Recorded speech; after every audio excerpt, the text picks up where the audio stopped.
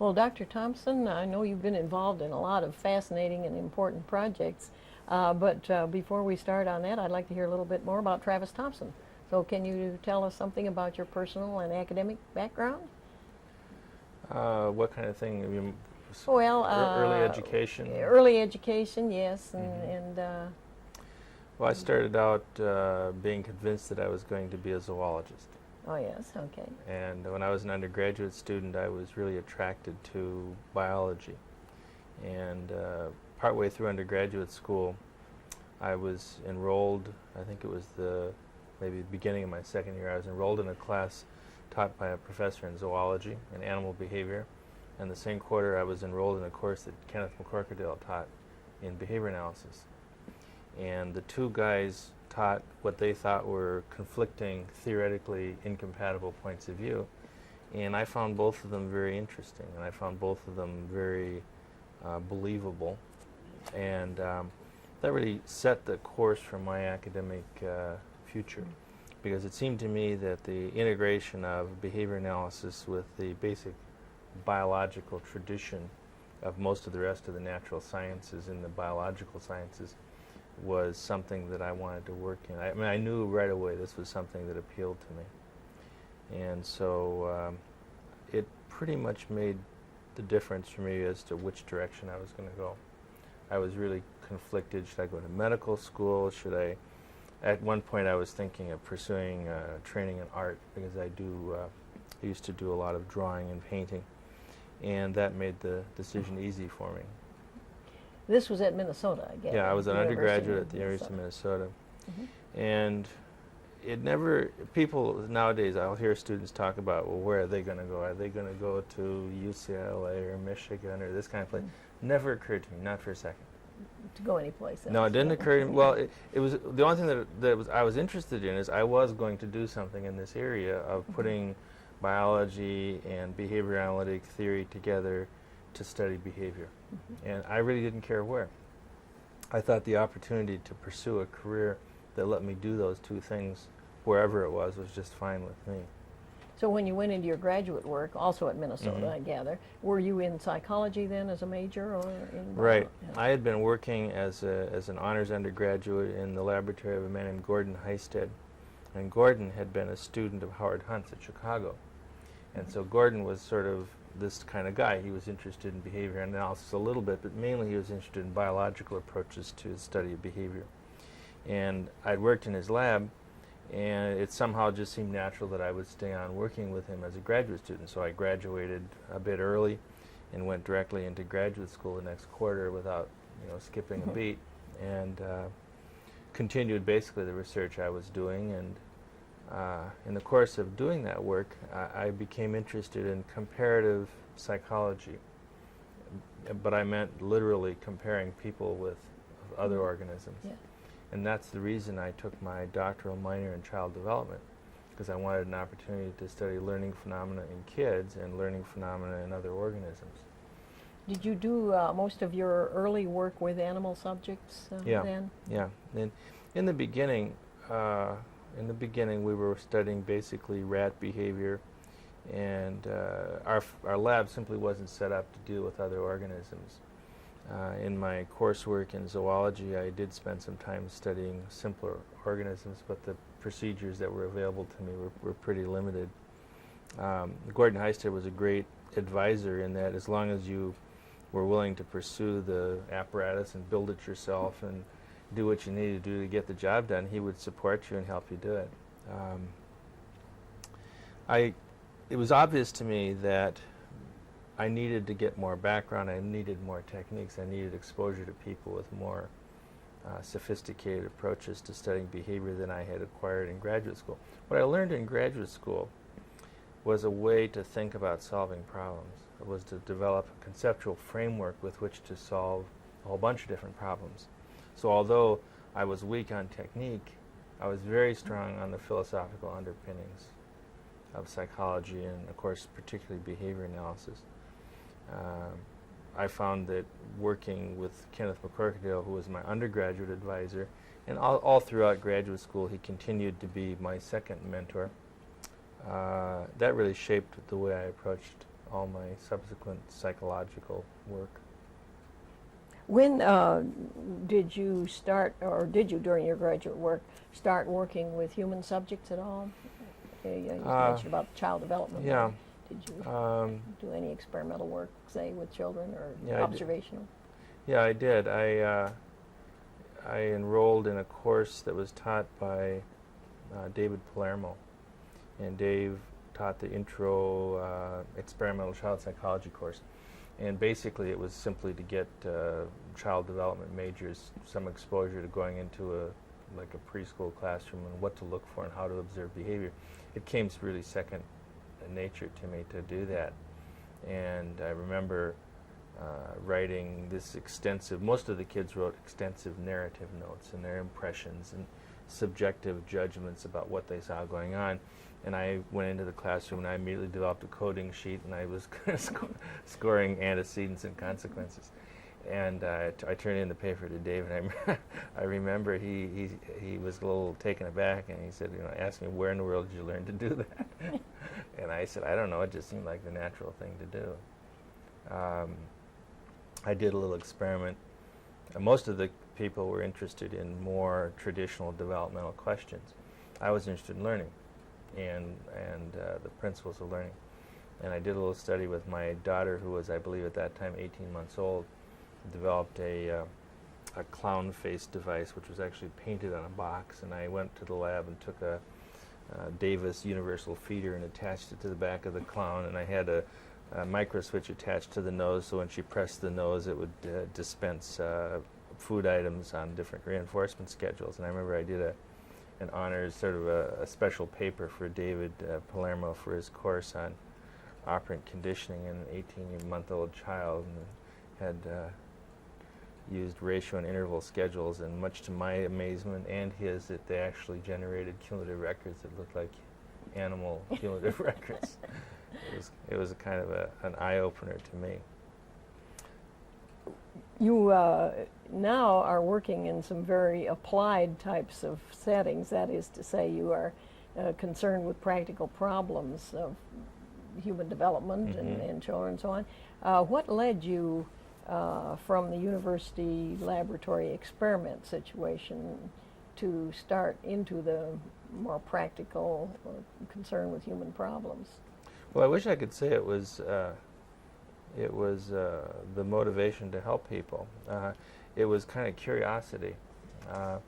That I was teaching the behavior analysis course. Kenneth McCorkdale taught the beginning course, fall quarter, and then he taught verbal behaviors winter quarter. I taught the advanced behavior analysis in the spring quarter, and that was supposed to deal with what we called complex cases, as though verbal behavior wasn't a complex case. At any rate, as part of that course, I always talked a little bit about the emerging field of behavior modification or behavior therapy. I felt a little embarrassed, frankly, that I had never actually done the things that I was talking about. So I would show data from Og Lindsley or from B. Barrett or someone, and Art Stotz's early work, and I would talk to the class as though I knew what I was talking about. It always bothered me that I hadn't actually done it. And about that time, I received a call from the medical director of the state hospital in southern Minnesota, and he said, "I understand you're an expert in behavior modification." And my sum total of my experience with behavior modification had involved helping one of my graduate students who had a clinical internship one summer, which involved working at a day program for handicapped children in St. Paul, or children nowadays that we would say had mild to moderate disability. And I had advised him on, if you were going to use operant conditioning principles to change these children's behavior, this is how you would do it. And his efforts were actually quite successful. He was pretty good at helping these little kids change their behavior. That was the sum total of my experience. So when I told this to the medical director at the state hospital, he said, "That's one more bit of information you have than anyone else in the state of Minnesota." So I went down to the state hospital, and I spent the day touring and visiting the various wards and units at Faribault State Hospital. A colleague, a man named Len Fielding, a psychiatrist who had also attended undergraduate school at Minnesota, who was also a student of Kenneth McCorkdale's, was hired there as a consultant. And Lynn was a psychiatrist, and he was not a behavior therapist, psychologist, but he had developed very effective teaching methods. So effective in one of the units that when the medical director came to him and said, how can we get more of this going, Lynn said, you should really hire Travis Thompson. He's the expert.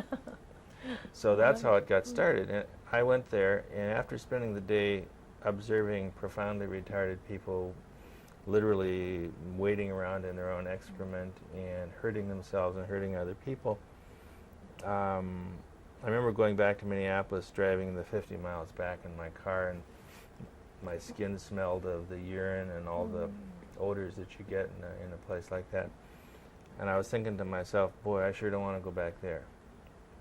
And the other part of me said, I can teach a pigeon to respond under appropriate stimulus control on an 8-ply schedule. Surely I could teach a person to use the bathroom. Surely I could teach them to dress themselves and eat with a spoon and do something other than hurting themselves or other people. So I thought about that for most of the week. This was on a Friday I went down. And I thought about it for the weekend, and early the next week I called Roger Johnson, who was the medical director. And I said, Roger, I'm not sure I can do this. This is a pretty horrendous undertaking. And he said, yeah, but these people are here, and we don't know what to do with them. We can't keep on doing what we're doing. So I said, well, I'll tell you what, would you be willing to hire one of my graduate students to work with me on this project? Because I don't think I can do this by myself. He said, well, okay, sure, we'll figure out a way to do it. So they hired me, and I came down one day a week, and one of my graduate students, John Grabowski, and we started a project in one building at the state hospital using just, off-the-shelf behavioral teaching principles. Basic stimulus control, reinforcement, nothing fancy, no complicated schedules, nothing like that. And when we looked for a resource, we had basically two places to look. One was we looked at Og Lindsley's work, and the other was we looked at some work that was done by Bill Bricker and Diane Bricker, who were here at Peabody at Vanderbilt. Well, it's now part of Vanderbilt. And they had done some very early work in an institution. We looked a little further, and we discovered there was some exciting work that was done by Joe Spradlin and John Hollis at Kansas at Parsons State Hospital. And so we lifted some ideas from them, and we basically taught these people, the staff in the institution, to use basic behavioral principles. And, the story has been told again and again. You don't have to be a genius to use basic operant conditioning principles. What was the date of this work? We started in November of 1968, October, November. And as we would go by week after week, the building, which had the most profoundly retarded men, 67 men, who mostly wore no clothing or only slip-on trousers, walking around in their own excrement. We came back in the spring of that year. The building was now unlocked. The people were dressed. The people were feeding themselves. Medication use for psychotropics had dropped by something like 60%. That's fantastic. And we said to ourselves, my God, this is so easy. Why did it have to take 20 years, 30 years, 40 years, whatever it's been, to start to do this? This is 1960, 1968. B of O was published in 38. These people have been sitting here 30 years, we're thinking to ourselves. So they liked it. They liked what they saw down there, and they asked me, well, would we take on another building? And I said, well, I don't have time. So they hired another of my graduate students, George Bigelow, and then another one, Roland Griffiths, and then another one, Linda McConaughey. At one point, we had maybe 8 or 9 graduate students and me working down there. And it was pretty remarkable. There were about 450 of the residents at the state hospital who were in programs that were designed basically by my students. And what it demonstrated is that principles are incredibly powerful. When you could take a first-year graduate student who was just finishing their first year of graduate school, they had learned the basic principles in their courses, they had never done anything applied in their life. They could walk into this absolutely overwhelming setting where it looks like there was no possibility of doing anything, and come back 6 months later, and I mean, I wouldn't say exactly that these folks are walking on water, but they're doing pretty well, and they're leading much better lives than they were before. What do you feel in this work were the main contributions of animal research to this kind of application and to the way the graduate students handle it and so on? I think the most important thing is that they did what any good physician would do. That is to say, they went back to their basic principles in deciding what they needed to do. It's like if a doctor looks at a patient, this patient seems to have something wrong with their blood sugar and this and that. And the other thing, the doctor thinks back, well, what did I learn in medical school about the physiology of the pancreas and what controls blood sugar? And from those principles, you derive a plan of action. That's what my graduate students did. They would walk into this situation which was absolutely impossible and overwhelming, and one's tendency is to throw up their hands and say, my God, where do I begin?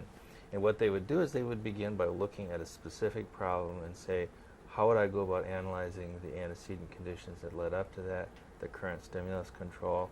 They wouldn't be so puzzled by the topography of what the person was doing as they would. They'd say, well, why is the person doing this? What's the person getting out of this? What's happening after they do this thing? And by having a set of sort of an algorithm that they could go through, this gave them a strategy for making sense out of what would appear to be chaos. And because they had this strategy, they were more often successful than not. People used to say to me, well, you cheat. I said, what do you mean you cheat? Well, you always succeed. And what they meant was that we kept trying new things based on this strategy until it worked. It's like we didn't go in there and say, well, it has to work this way. We'd say, well, one of these things we know is going to work. It's a matter of poor stimulus control, or it's a matter that the person is getting reinforced for doing the wrong thing. It's a matter they don't have the skill to enable them to succeed in this situation. It's a matter that they're being punished too much for doing the right thing and not getting reinforced enough for doing the thing you want them to do. And, more or less that was usually right. Not always, but usually. So you didn't go in with a hypothesis No. concerning some variable, and when it turned out to be null, you didn't give up. Yeah, we didn't throw up our hands and say. In fact, I always used to say to people, the students and I would get together once a week and go over the most difficult cases, and they would say, I don't know where to go from here. And I'd say, well, we go back to the beginning, and let's take a look at that person again. Let's go back and look at the data. That was the other thing that was very different. People were not used to making database decisions. And so we would go over the data, and if the data showed something wasn't working, even if we sort of wanted it to work very badly, we'd say, well, it's not working. We got to start over with something new. Did you find in this, either you or your students find any of the principles from animal work that did not apply in these human situations? I think the thing that we miscalculated about was the importance of verbal behavior. Yeah. And we miscalculated, particularly as we dealt with higher functioning folks, of the importance of verbal affective mediation of whole response classes. Now, we didn't run into that too much in the beginning because the people that we worked with in the earliest stage were always profoundly retarded, severely retarded, and had very little verbal behavior. So there was an easier translation from the laboratory, from infrahuman laboratory to human situation. But when I later started working in the community, often with higher functioning folks, I would every once in a while make a real blunder because I didn't understand, I hadn't fully appreciated the importance of the verbal mediation and what people call about expectations, what they say to themselves about what's going to be a reinforcer and what isn't. Rule-governed behavior sort of thing. Yeah, That's right. yeah. So I remember I was doing sort of what nowadays would be called a cognitive behavior therapy group for a group of young adults. They all had gotten into trouble in the community one way or another. And we were sitting around one evening at this group home in Minneapolis, and this one young man was a pretty feisty guy. He would get into fights and do a variety of what we would call antisocial things. And he was not being a good participant one evening, and I sort of challenged him and said, what's going on with you? How come you're acting that way?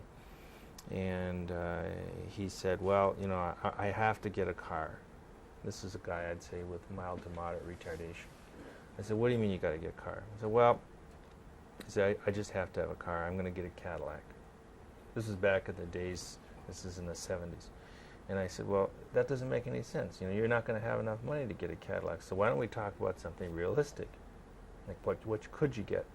And he perseverated on this. I said, well, he was the sort of guy, he was going to be Fran Tarkenton, the quarterback for the Minnesota Vikings. So I never knew what was realistic and what wasn't realistic. So I was sort of patronizing. And he said, I got to have a car because that way I can get a woman. I said, what do you mean you can get a woman? He said, well, if you got a car, you can get a woman. And then he said, and just because you're a lot smarter than I am, doesn't mean you can love a woman any better than I can. Sort of put me in my place. Yes, indeed.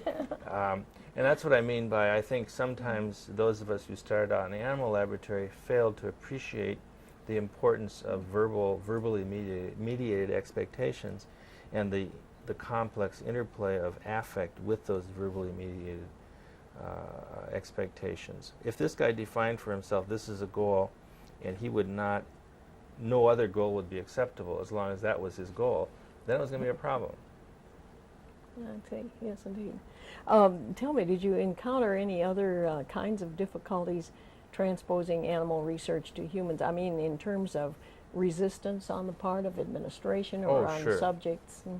Oh, not the subjects. Not the subjects, No. but more administratively. No. Sometimes, most often, someone would take it upon themselves to be an advocate for the client or the resident. And they would say, you cannot just treat my student, my client, or whatever, like a rat in the Skinner box. And we would try to explain that we weren't treating them like a rat in the Skinner box. There were many, many differences, important differences. But that basically didn't matter with those people. And many years later, my friend and colleague Roy Pickens and I and two psychiatrist friends, Elke Eckert and Len Heston, set up an acute inpatient behavior therapy unit at the University of Minnesota hospitals. And we were treating not mentally retarded people, but people with normal to above normal IQ who had psychiatric problems, usually pretty severe acute problems. And when we first started approaching that topic, the nursing staff, most of whom had no experience in that area, I would say, to put it charitably, were skeptical, because they had mostly worked within a traditional psychiatric framework, and the idea of approaching human behavior the way we were approaching it was a very alien idea. We did a follow-up study and compared the nursing staff attitudes after about 18 months of our program compared with the attitudes and beliefs of nursing staff on other services at the university hospital, psychiatric services. And we found that the nursing staff on the behavior therapy unit felt that the service provided was more humane and more respectful. So, in other words, once they had a first-hand experience with it, with how this actually works in practice, they ended up having a very different feeling about it. Good. What would you say, you've mentioned some people in your background, who would you say were the most significant people who influenced you? Significant persons. Well, I would certainly say Kenneth McCorkadale. A person I haven't mentioned is Robert Hind, who's an ethologist at Cambridge. I took a sabbatical year and worked with him, and I would say I went there being a very dyed-in-the-wool operant conditioner, and I spent the year working with one of the top ethologists in the world, and we spent, I suppose, literally hundreds of hours discussing basic principles and basic ideas like the nature of response class and issues of that sort. And I came away having far more understanding and respect for the importance of species-specific determinants of behavior, hardwired predispositions that make it easy for some consequences to be reinforcing or some kinds of stimulus control to exercise greater control. And one of the things that bothered me, frankly, was that after that year is that we don't pay enough attention to human behavior. Indeed, right. And I think often, for example, we talk about, we're very puzzled about, say, sexual violence in people. And I think we forget that in most organisms, sexual behavior and violent, aggressive behavior are very closely intertwined. Yes. And there's no reason to believe, for example, that some people could not have a biological predisposition to have them more closely tied than another person. Exactly. That's an And interesting observation. they're sometimes perhaps hormonally coupled to a degree that in this person, because of the genetic makeup, that they're not quite so closely coupled in this person. And it's easier to disassociate them through punishment and differential reinforcement for this person than it is for this person. And yet people in high places are often very resentful of any trying to point out Oh, any yeah. sort of connection like that. Yeah. What would you say would be the most important or most influential book or article you have read in your history? It would have to be Behavior of Organisms. Okay, there was a question I forgot to ask you about the some of these practical programs you've put in action in the hospitals and in for psychiatric people that you just mentioned and the mentally retarded. Have you found any programs that you have put in place where you've seen behavioral drift take place after you have left the program in the hands of, let's say, the lay people, where they've drifted away from the principles and had problems in that regard? I'd say almost universally. And what do you do in cases like that? Cry a lot. The truth of the matter is that as an outside consultant in a program, there's often very little you can do about that. I mean, Don Barry was right originally, and Todd Risley, when they said that if you're going to make a lasting impact, you must become part of that community, or you must have part of your staff be part of that community. Unless there is a built-in mechanism to increase the likelihood of that set of principles becoming an incorporated part of that environment, of the contingencies of that environment, it's not going to last. I think there are ways you can do some things that will increase the chances, but it's demanding. It's much easier to give a medication, it's much easier to blame it on somebody else than it is to say, I'm responsible, I'm going to have to change the way I'm acting toward this student in school, or this juvenile delinquent, or this person who has a drug dependence problem. Do you see this as a major handicap to the use of the methods? How do we get out of this and make these methods continue to be effective? Well, I'm really encouraged that I hear more people nowadays talking about prevention, because what that is, it makes the community of people we're trying to work with more amenable to the notion that we are going to have to make lasting changes, prosthetic changes in the environment itself in order to prevent problems. And the notion that you can go in and turn a switch and get a quick fix, I think more and more people are realizing in a whole variety of arenas it doesn't work. There are no quick fixes, at least not if they matter. And so that means that we are going to have to go in and have a much more sustained commitment to a behavior change process. Right. I got interested in architecture and behavior. One of the reasons I did, I did all this work in institutions for years, and 3 or 4 different state hospitals in Minnesota, and then I started working in public schools and in community residential programs for people with mental retardation. Very similar people, basically the same problems. And what I would see is I would turn my back on the group home and go back 6 months later, and to be sure, they would slip. They weren't doing things quite as well as they could be doing them. If I went back 6 months later to the state hospital, it was gone. I mean, it disappeared. I'm saying, what's the difference here? And the common interpretation is the social culture, the social milieu of the institutional environment tends to favor that kind of slippage. That's partly true, but why is it so easy? And a colleague of mine at the University of Minnesota, Julia Robinson, who was a professor in architecture, and I were talking about it one day, and she said to me as though, well, everyone with half a brain knows this, obviously it's the architecture. And I said, what do you mean, obviously it's the architecture? And she said, well, everyone knows that architecture exercises what I would say, very powerful stimulus control. And I said, well, I don't know that. And she said, well, do you walk into a church and light a cigarette? Do you shout? Do you go into somebody's living room and sit down on their kitchen and sit down on their kitchen table? Of course not. You don't do things like that. I mean, there are culturally defined cues of most architectural settings that make it easier to do some things than other things. And when we began thinking about this, we said, well, maybe part of the reason that group homes staff find it so much easier to maintain normal appearing behavior is because there are supportive cues in the environment, so the staff knows what's acceptable behavior and not acceptable behavior in this setting, and they know, for example, that if you spill something on the floor, well, you wipe it up. And so if the client spills something, you expect them to be competent enough to do that. You don't start with the assumption that I have to call the janitor. Okay. And so essentially the inherent, what I would call behavioral prosthetic cues of the environment make it much easier for the staff in the group home to, quote, do the right thing.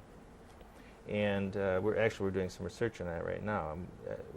We know that people make very, very significant and almost immediate discriminative responses to architectural cues. We've determined that so far. Whether that, in fact, is associated with differential, for instance, staff behavior toward clients, we're not quite so sure of. That's what we're trying to find out. That's great. Tell me, you've worked with groups of people in some of these settings. Some social psychologists say that at the level of the group, that new principles have to be introduced. Have you found that to be the case at all, or do you feel the principles, which we refer to individual organisms, which have come out of operant conditioning labs, apply in the group situation as well? Well, that's a real interesting problem. I think there are some areas in which we have a lot to learn about that. I don't think that there are different kinds of principles. The way the principles work probably do differ in group situations. For example, if you go into say a unionized situation in a union shop, obviously the way the individuals within that group behave are going to be different than if it isn't unionized. That is to say, there is a social structure which, and a set of contingencies which operate on the staff behavior, in employee behavior in that situation, which is going to make a difference. If you walk into a poorly organized setting, it's much easier to have an impact on the behavior of individuals within that setting as an outside agent. And we haven't paid too much attention to that, in my opinion. I know that some of the early efforts to use behavior analytic principles in work settings were not always entirely successful because they overlooked some of that. I'm not sure they require new principles as they do to look at the way the group contingencies operate on the individuals within that group. Did you experience any problems that in your work that you felt were not covered by the principles of operant conditioning? Any surprises, any difficulties that you encountered that aside from the verbal behavior influence? I would say that early on I started with the assumption, I guess I had sort of inherited or acquired that at the hands of some of my friends over the years, that genetically mediated biological individual differences were inconsequential, or at least relatively inconsequential. Yes. Some people have gone so far as to say that schizophrenia, for example, is a figment of the imagination. I think that that's a misguided way of thinking. And when I began working with people with severe mental retardation, I learned very quickly about limits of individual differences. We began looking at someone with Prader-Willi syndrome who has a life-threatening eating disorder, someone with Lesch-Nyhan syndrome who chews off their fingers and body parts. You learn pretty quickly when you start looking at that range of individual differences, biologically determined individual differences, that that's kind of a foolish position to take. The way I think of it nowadays is that these biological variables determine the parameters over which stimulus control or consequential control operate. So it's like they are rheostats that can determine, sort of set the value up and down, whether carbohydrates are good reinforcers or fats, or whether social reinforcers and slight disapproval or a larger amount of disapproval is necessary for you to learn to feel that you're loved. And I think we tended, at least I did early on, to not pay enough attention to those biological individual difference variables. I think sometimes, for example, if we have a client or a friend who has a bipolar affective disorder, and we say, damn it, I'm going to use operant conditioning principles to get that guy to act right. Well, you're going to have a dead friend. And if you gave that friend lithium and then used your operant conditioning principles, you'd find that you could help that friend lead a full and productive life. And I think that's the kind of what I think of as misguided foolishness that some of us engaged in the early days. What you're suggesting here is that biological variables can set something you might call reaction ranges. Exactly. Absolutely. Exactly. Did you encounter in all of this work any ethical objections to the notion of behavior control in general? Sure. Sure. One of the earliest ones, we were working in a building called Fern Building. I always love these names. Fern Building at a state hospital. And it had elderly, mildly retarded people in it. And we were asked to develop a behavioral type program for these people. They were pretty neat people. They were all sitting around doing, they were doing some crafts and things like that. But they were always seated. And you looked at their legs, and their legs were swelled up with edema. So I said, well, don't these people ever get up and walk around? And the staff said, well, they're happy the way they are. I said, well, how do you know they're happy the way? Have you ever given the opportunity to get up and walk around? They said, well, no, we're not going to force them to walk around. I said, we're not. No, you're right. We're not going to force them, but we're going to provide them with little reinforcers if they do walk around. I think what you'll find is once they've kind of gotten into the habit of doing this, they'll kind of like it. Absolutely not. We're not going to control their behavior. And that was the kind of objection, or we heard in other cases, we're not going to do anything very active to get this person to stop banging his head, because that is controlling this person's behavior, as though what the person was doing now was not in control of his behavior. Sure, a lot. And sometimes when you're dealing with people of normal to superior intellectual functioning, the client themselves will say that, you're not going to control me. And my reaction is that you're absolutely right, I'm not going to control you. There may be some contingencies that we can set up together that will help you function more like you'd like to function, but that's up to you to decide whether you want to participate in that. Can you think of any ways that behavior analysis is not being used today, as opportunities, you might say, where it could be used? Sure. I'm very, as so many of us are today, very deeply concerned about a generation of children being destroyed or growing up in poverty, and all of the consequences that are associated with that in the area of substance abuse, violence toward the children, and children learning to be violent toward each other, the fact that they're not acquiring academic skills. Juniper Gardens at Kansas, Vance Hall developed, 20-some years ago now, and we are not applying that knowledge. I mean, there shouldn't be a school district in the United States that isn't using those kinds of principles, particularly those poor areas of the country where it's particularly important. We don't have time to mess around with ineffective methods. That's one that really bothers me a lot. Some years ago, I was asked to be a consultant for the National Institute on Drug Abuse and give some advice on what should we be doing about heroin addiction. And I suggested that we use a brokerage model in which we hire people to function as case managers to broker services for individuals who are heroin addicted, and we pay the people for positive outcomes. So it's like you were the broker, and your job was to get me as a heroin addict my education, my training, to help work with a doctor in the community to monitor my methadone blood levels and make sure I wasn't using illicit drugs. And you would see that I got paid contingent on my outcome, and the state or the city would see that you got paid contingent on my outcome.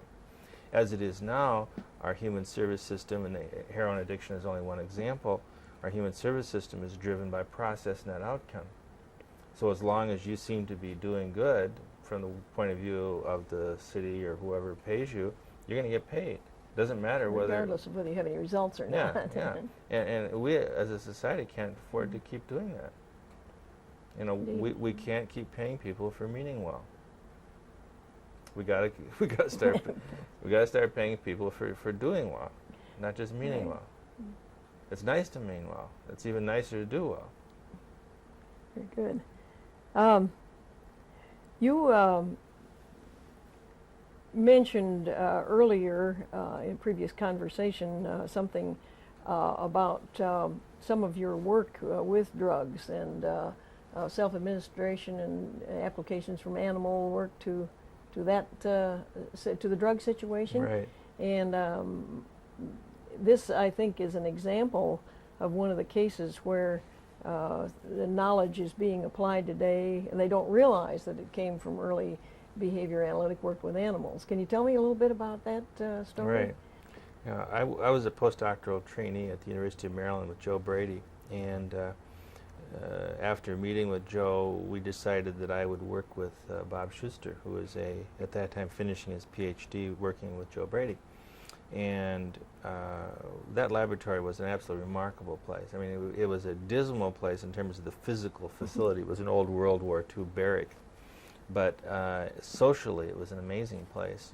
We had a group of people there that, you know, you die to work with. You know, we had Jack Finley and Charlie Furster and Lou Golub and Bob Schuster was there and Joe Brady, and it was kind of a who's who of behavior analysts at that time. Bob and I was helping him with his thesis research, which dealt with discriminative stimulus effects of drugs that were administered intravenously. And the idea was to find out how much can an animal feel about its internal milieu, how sensitively can it feel. So in the process of doing that, Bob had learned how to put a jugular catheter into a monkey that would exit out and go to a pump, and you could automatically turn on the pump for short periods of time, and then that was the cue to the monkey that it was getting, that it should press the switch to get food. And once that technique was available, I had been helping him in the lab. Once the technique was available, we went out to lunch one day and we were talking, and we started kind of this pie in the sky thing. Suppose we turn things around and the monkey turns on the pump. Instead of us turning on the pump, we have it so the monkey can press the switch and turn on the pump. And instead of having epinephrine or norepinephrine in the pump, we put morphine. That's kind of interesting, you know. I bet we could do that. And then we said, nah, monkey would never do that. No self-respecting monkey would be a dope addict. So the first monkey, we gave the monkey automatic infusions every 6 hours. A red light would come on and it would get infused. And we figured after enough days of that, now we'd give the monkey the chance to press a switch and it would turn on the infusion pump itself. And lo and behold, the first monkey did. It learned to press the switch to get the morphine infusions. Then another monkey, then another monkey. And one day we said, well, this next monkey, let's not try the forced infusions. Let's just turn a light on to indicate to the monkey if it presses the switch now, it'll get an infusion. Worked almost as well. And what we learned, and almost everybody who's worked in this field since then, is that morphine is just a terribly good reinforcer for monkeys and for people. And of course now we know one of the reasons is because there's a receptor in the brain that morphine binds to, which our body already manufactures. Endorphins. Yeah, endorphins, exactly. Right. But we of course didn't know that at the time. When we did that work, Bob and I really had, it was a real kind of basic theoretical question. We wondered whether an animal would become addicted like a person would. And then we tried to substitute other drugs for morphine. We wanted to know, well, if it works with morphine, will it work with this? And one day we talked about, with Joe, we talked about having a monkey drugstore in which we'd make available this array of drugs and we'd let the monkey choose which ones they like. We never did that exactly, but what we did do is we developed a technology which then Bob went off to Michigan and perfected. I went off to Minnesota and perfected on our own. We were working with cocaine subsequently. And that basic technology was refined by a number of people, Roland Griffiths and George Bigelow at Hopkins and Joe Brady's lab. it became the standard technology used throughout the world for screening for the abuse liability of new drugs that are introduced onto the marketplace by drug manufacturers. We certainly had no notion when we started that work early on in building DD at Maryland that it would ever come to something like this. But it was very gratifying to see that that basic operant theoretical approach to things would lead to that kind of, I think, pretty important outcome. Well, that's fascinating that people all over the world are using this and don't know really where it came from. No, they don't. I mean, Jim Weeks at Upjohn Pharmaceuticals was working on the same thing with rats at the same time, and he published before Bob and I did. Weeks and Schuster and I and a guy named Jerry Deneau presented our papers at the same meeting at the Committee on Problems of Drug Dependence. I think it was the meeting was in 1961. They were published in '62. It was kind of a zeitgeist phenomenon. Several people thought of the same idea about the same time. Bob and I published a much longer and complicated paper in '64 describing the procedure. By the time we did it with monkeys, it was a very much too elaborate experiment, actually, but basically a good idea. Well, would you say that this shows something else very important about drugs that people need to know, namely that there are some of these drugs that are extremely dangerous because they have these powerful reinforcing properties. It has nothing to do with social conflicts or how their mother treated them or anything like that. If animals can do this, sure. Many of assumptions about what causes drug addiction are sort of out the window in many cases. I'm not saying they can't be contributing factors. Yeah. Would you go well, that far? As I heard Nate Azrin one time ask the question, why is it that everyone doesn't become a drug addict? Because in fact, some of these drugs are such incredibly good reinforcers. We know that there have to be powerful countervailing forces that I'm serious. Yeah, prevent you from becoming one. And maybe we can learn something from the fact that some people successfully don't become drug addicts. What is it that makes them less vulnerable? Yeah, that's an interesting question, too. Yeah. I think it's important to recognize that we know an awful lot that derive from operant learning principles that leads us to, we should be able to tell a lot about what to do and what not to do. For example, if we know that physicians and we know that pharmacists and we know that people who have ready access to drugs become addicted at a much higher rate than would be expected. Why? True. Availability. Availability of a drug that's a powerful reinforcer, often through an intravenous route, which is the most effective route because of the immediacy of reinforcement effect. But there's a whole bunch of principles, basic learning theory principles that we can apply to this particular problem that we should be able to take out into the community, and we haven't been doing it. At least not to the degree that we could. Well, you've certainly told us some very interesting things. Can you think of any other really dramatic developments or real surprises or unusual events that took place in the course of your work? Well, one thing you asked me before about, who had an influence on my life, the translation of basic operant principles into practice in human affairs is a humbling experience. And when you deal with people with complex problems in their lives, I think one of the things that students don't learn enough about early on is the importance of the participation of the client and their family in the decision-making process of applying the learning principles. And I think early on I was fortunate in being taught, if you will, by several families of kids with autism in particular, where I would go into their home and work with them and their children. And I think in the beginning I probably was too cut and dried about it. And over a period of time I learned, and I think every student who's going to do this kind of work has to learn to have a great deal of respect for the participation of the people directly involved in the decision making about how things are to be done that are going to have a direct impact on their lives. Because we didn't always do that.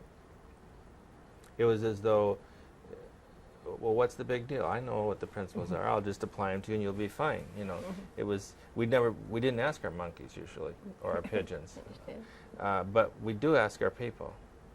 And I really I didn't learn that from any professionals. I learned that from families.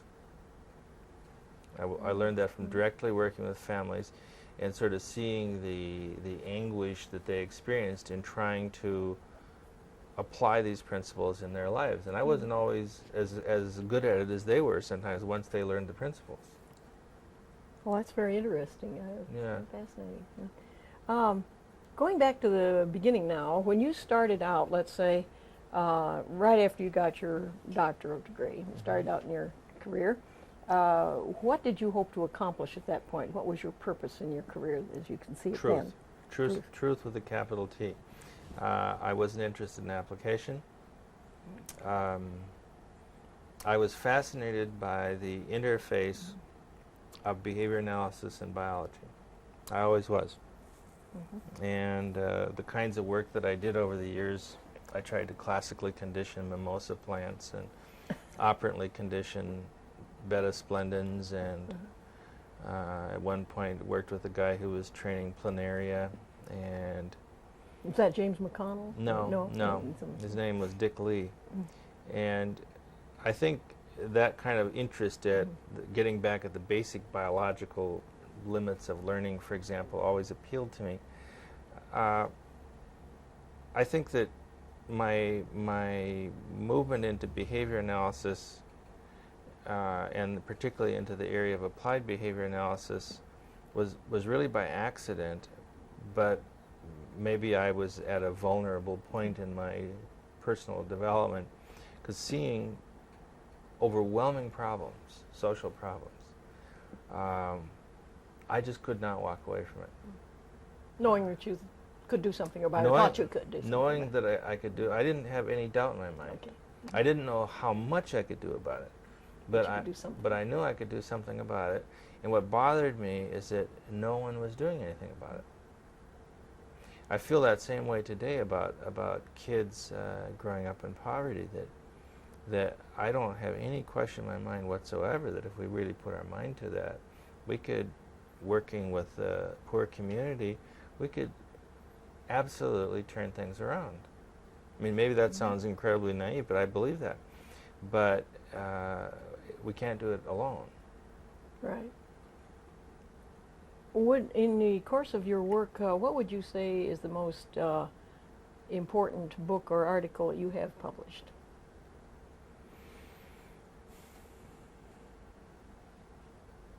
Well, I think it was probably the book that Bob Schuster and I wrote together, Behavioral Pharmacology. It's a significantly flawed book, but considering how relatively naive we were when we wrote it, we articulated some ideas that had not been put in book form at that point. And we basically took a functional analysis approach to understanding behavioral mechanisms of drug action, and we spelled that out in considerable detail. And it was a pretty good book for the time. I think that, and the other thing that I worked on that I feel especially good about was the book that we did at our work in the state hospital, which was written largely by my graduate students and me. That book played a significant role in a federal class action lawsuit on behalf of the rights of people with mental retardation in Minnesota, and ultimately that led the 5th District Court Judge Larson to rule that most people in Minnesota state hospitals, regardless of their degree of disabilities, had a right to live a better life in the community. What was the name of that book? Behavior Modification of the Mentally Retarded, Oxford University Press. The original book was published in '72, and we published a second edition in '77. I was on the witness stand in that case. It was brought by the Legal Aid Society of Minneapolis on behalf of the people with mental retardation in the institutions.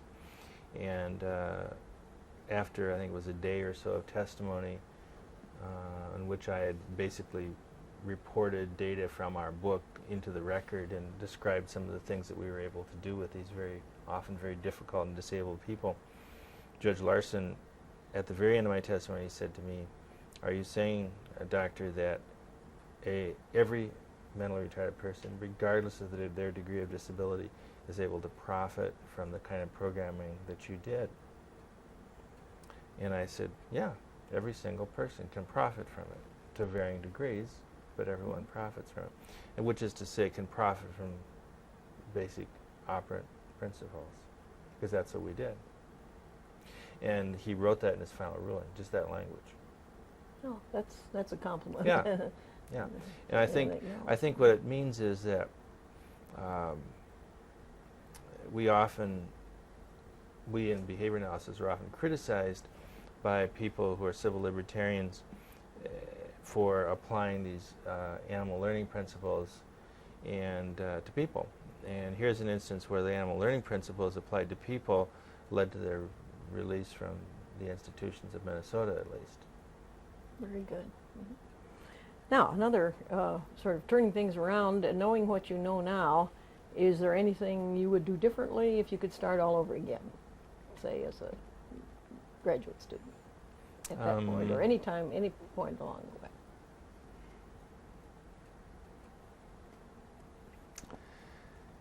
Yeah, I think it would be important early on to do the sort of stuff that Risley and Baird did at Kansas for their graduate students, which is to place more emphasis on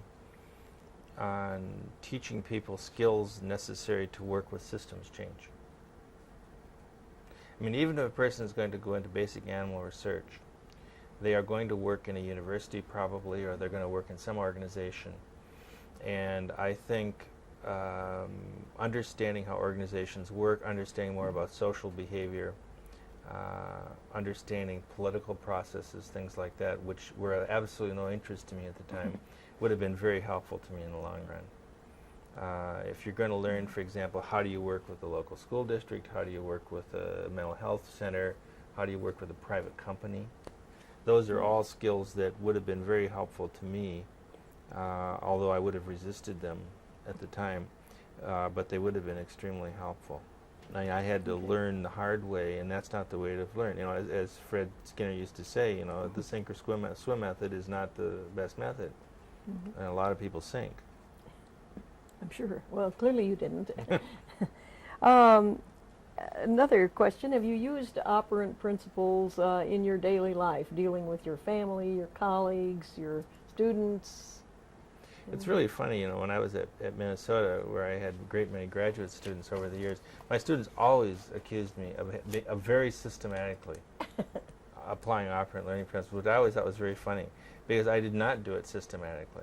I did it as a matter of course in my interactions with people, because I believe in it and because it's reasonable to do that. I mean, I try to pay attention to people who are productive. I try to pay attention to people who are trying to solve their problems, but maybe are not being entirely successful. I try to dispense whatever few reinforcers I have at my disposal to students and colleagues who are making a sincere effort, and I don't think that's all that revolutionary or complicated. I don't do it in a systematic way, like saying, well, you know, when's the last time I said something? Okay. Nothing Yeah, like I that. understand. And I never did with my kids. I would try to be supportive and positive, but not that kind of systematic. I always say to people, if you're going to do, for instance, if you're doing therapy with patients, either psychiatric type therapy or with people with mental retardation, if it does not feel natural, then it isn't going to work. So however you apply the principles in your dealings with people has to somehow feel natural to you, otherwise you're not going to keep doing it.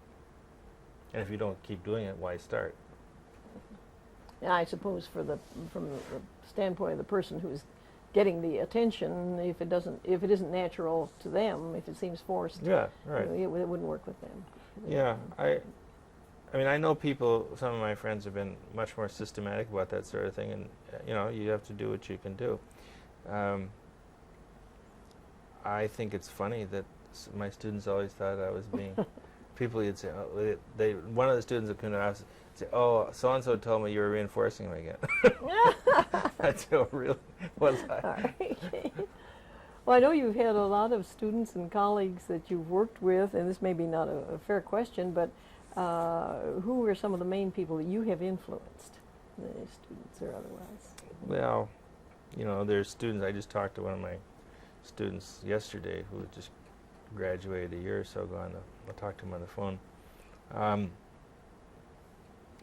Well, it's easiest to look back at some of the students who finished earlier because they've had more chances to get further along. Sure. Mm-hmm. I think of people like John Grabowski, who's a professor, head of a center on AIDS and drug abuse at Texas. Dick Meisch was also at Texas, developed one of the best animal models of alcohol addiction. George Bigelow and Roland Griffiths at Hopkins. I think often the most important influence is not manifested in publications. I think it's in a style of thinking about solving problems.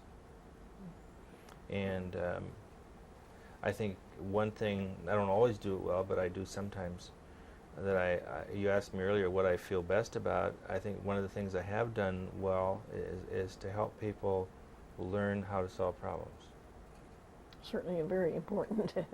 And I think this ability to avoid compartmentalizing the world into them and us, it's a really non-productive way to approach things, and also it leads you to, not only it's socially difficult, but it leads you to overlook variables that can be helpful to you in your work.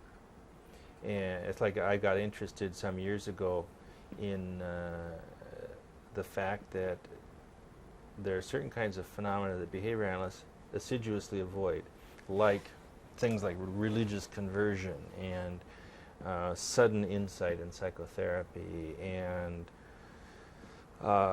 sort of the power of people, certain kind of messianic characters.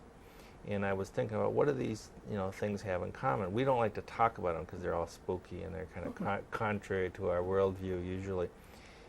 But it seemed to me that it's undeniable that some of these things at least happen, or something happens.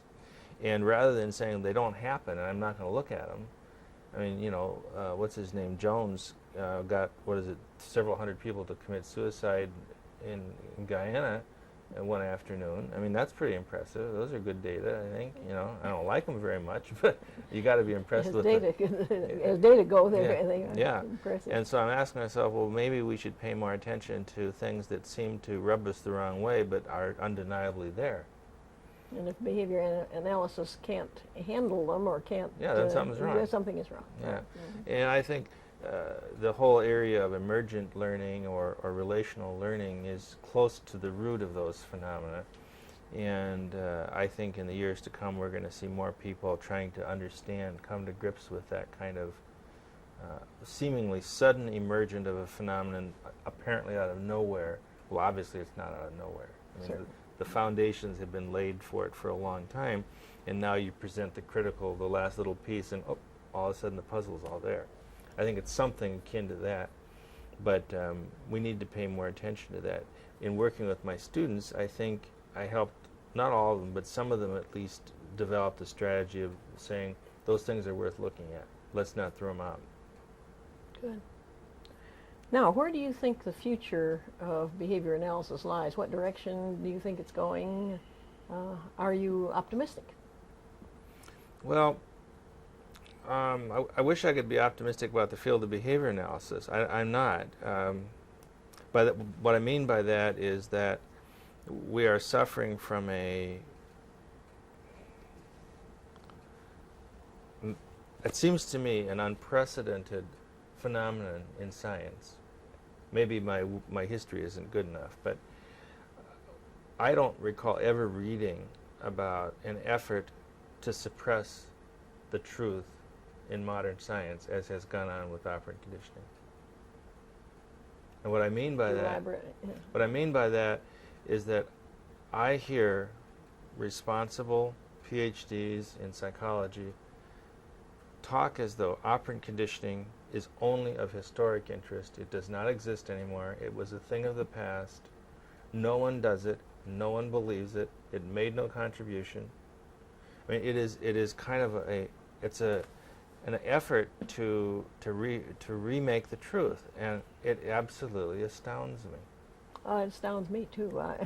I haven't heard anything quite so blatant, really. Oh yeah. Well, I have served on NIH grant review committees in the last 4 or 5 years, and I did for on and off for years, 10 years before that. And you will hear very well-respected people, psychologists, say things like that on grant review committees. A proposal will come in. I recall one instance in which I heard a man say about a proposal on relational learning, well, Chomsky dealt with that in 1959. Oh.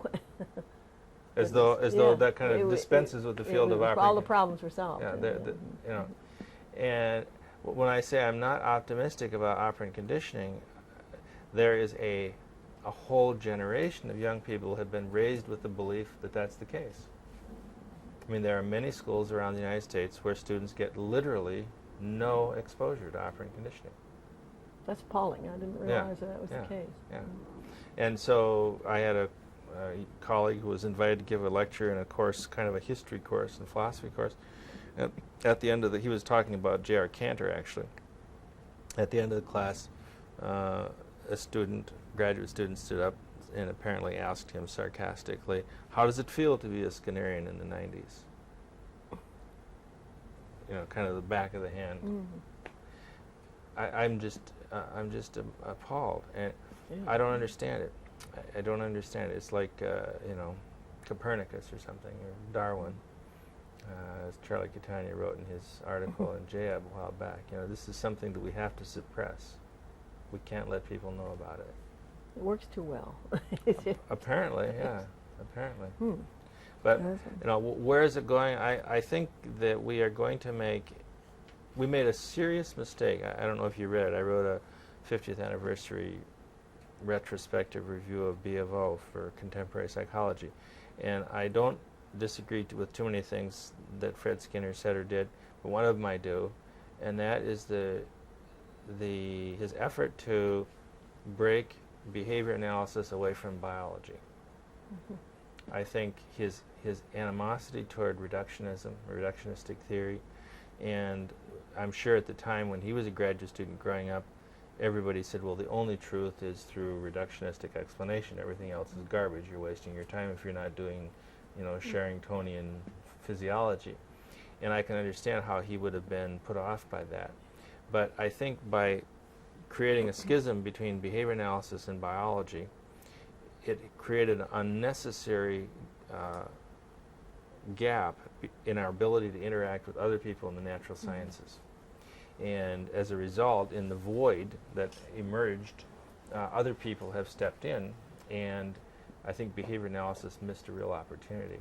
I think in the years to come, we need to work very hard at reestablishing close linkages. I think the other area in which behavior analysis is going to continue to prosper, perhaps not under that name, are in areas such as special education. I think in areas such as drug abuse treatment. It's sad that we often we see our colleagues having to use other words because they don't want to say behavior modification or... in fact, there's some active movements afoot to change the language altogether, and that presents some problems also. Yeah, I mean, I have trouble imagining someone in medicine stopping to talk about the liver. All right. But that's kind of what's gone on in the area of behavior theory. Well, Dr. Thompson, thanks so much for sharing your insights and experiences with us. It's been a real pleasure, and I'll look forward. Thank you for giving us the time. Look forward to seeing the product. Thank you. Oh, I have a couple of other questions. What is your definition of science?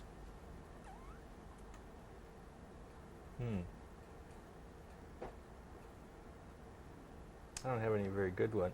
I suppose it's a way of understanding, it's an epistemology based upon rules about observation and confirmation of observations and the identification of plausible controlling variables. What impact has science had on your life, your own life?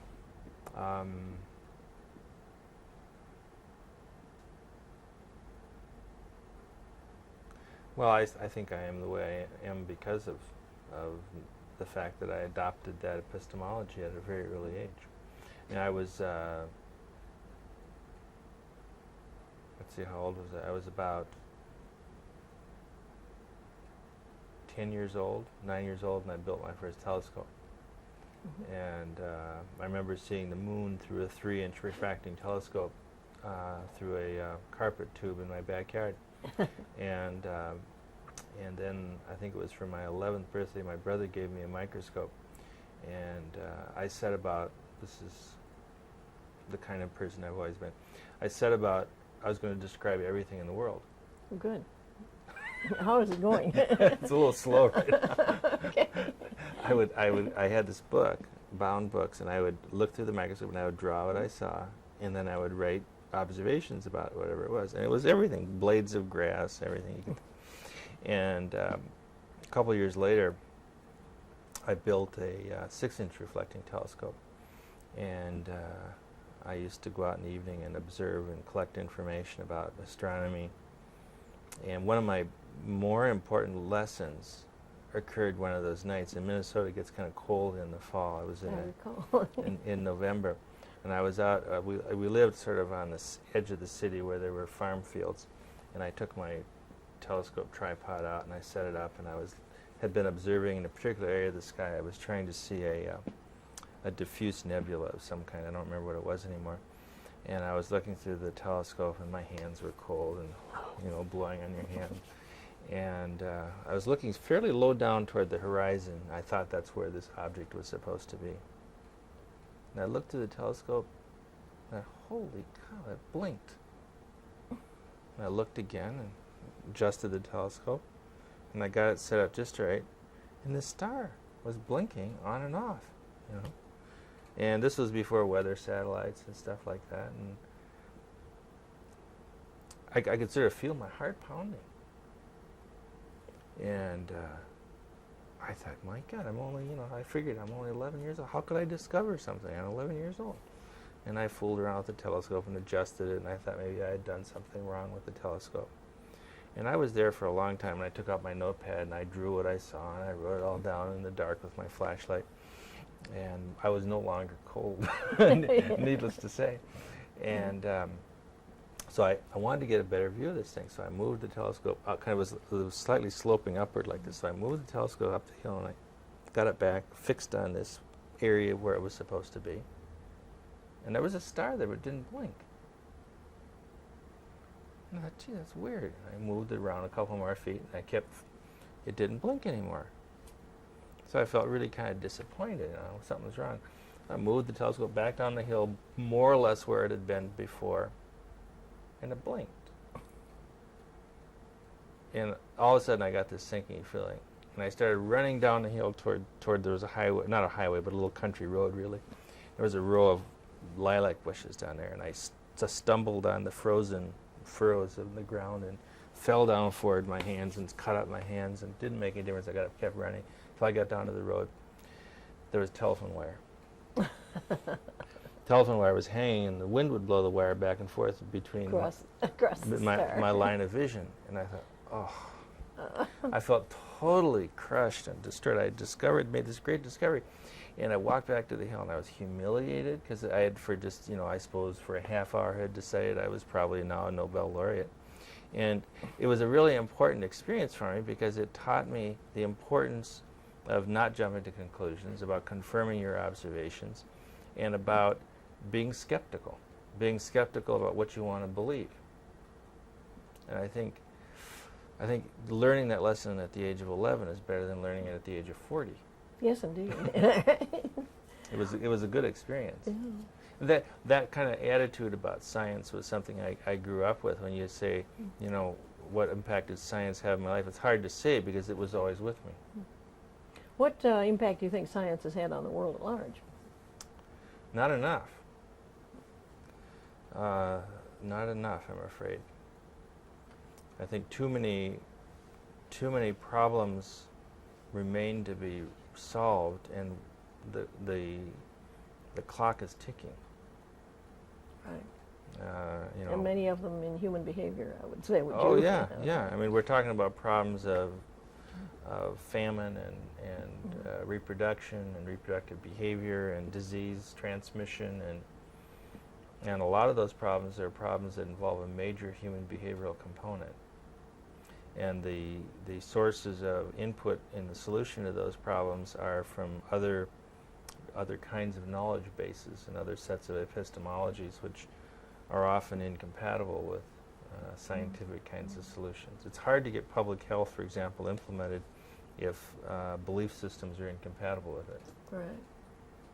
What do you think is the average man's, the man in the streets, concept of science?